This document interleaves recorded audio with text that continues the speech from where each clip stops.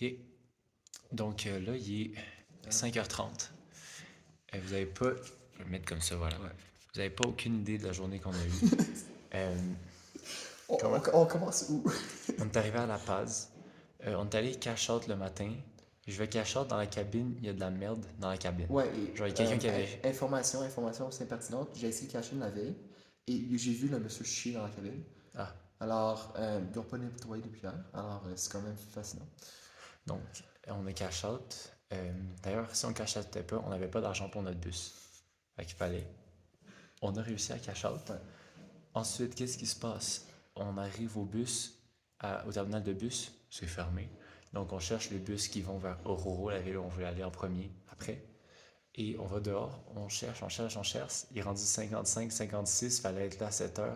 6h55, 6h56. On arrive à genre 57 devant un bus. On remplit les affaires, on embarque dans le bus, on va à Dernière Oruro. seconde, dernière seconde. On n'a même pas, genre vraiment, on a checké vite fait c'était quoi la compagnie, mais genre, on s'est assuré que c'était une compagnie nationale, puis après ça, on a Ben, juste on a hoppé. vérifié dans l'autobus. C'est ça aussi l'affaire. C'est ça. Après ça, de Oruro, on débarque au Square Central. Et on va prendre un taxi. Ouais, parce qu'en fait, on voulait débarquer au terminal de bus, mais on débarquait au Square Central parce qu'on a juste suivi tout le monde comme des moutons. Mhm. Puis au Square Central, on a pogné un taxi, puis le chauffeur de taxi nous a dit, actually, pour aller à la prochaine ville que vous voulez aller, il faut pas prendre un bus. C'est des collectivos. National, il faut que tu vas dans le terminal provincial. Alors, une chose qu'on a pris un taxi, super sympathique comme monsieur, incroyable. C'est ça. Alors, ensuite, on embarque dans le collectivo à À Oruro. Yayagua, à C'est la ça. ville de Yayagua.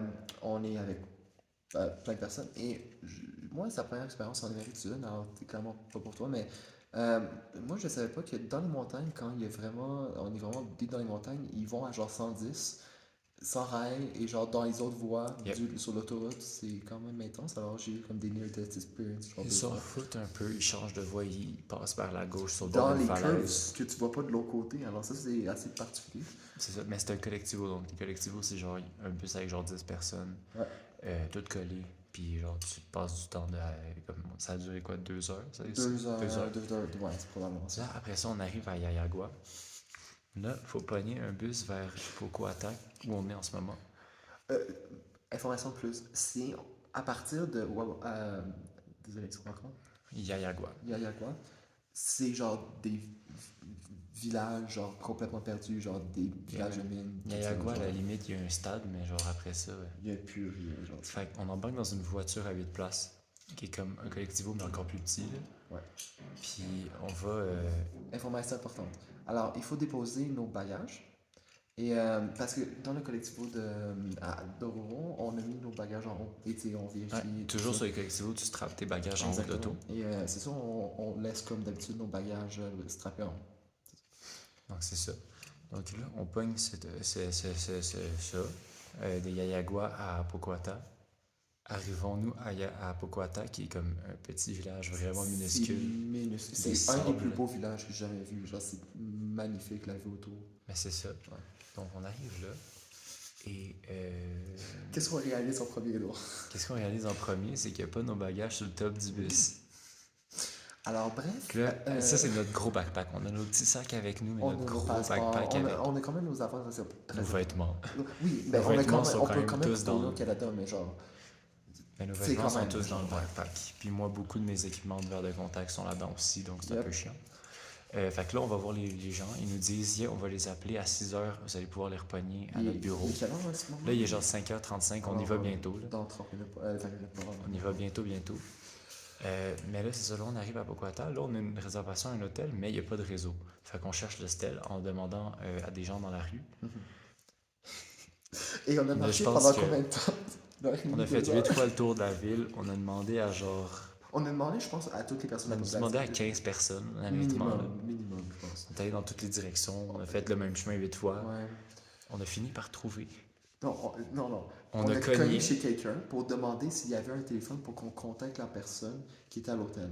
Finalement, ils ont envoyé leur enfant Il a envoyé pour son aller enfant. cogner parce qu'on faisait pas la bonne job, ça Il est allé sonner au lieu de cogner. Nous, on cognait. Il est allé pogner une sonnette qu'on n'avait pas vue. Et la personne arrive et c'est une jeune C'est vraiment adolescente.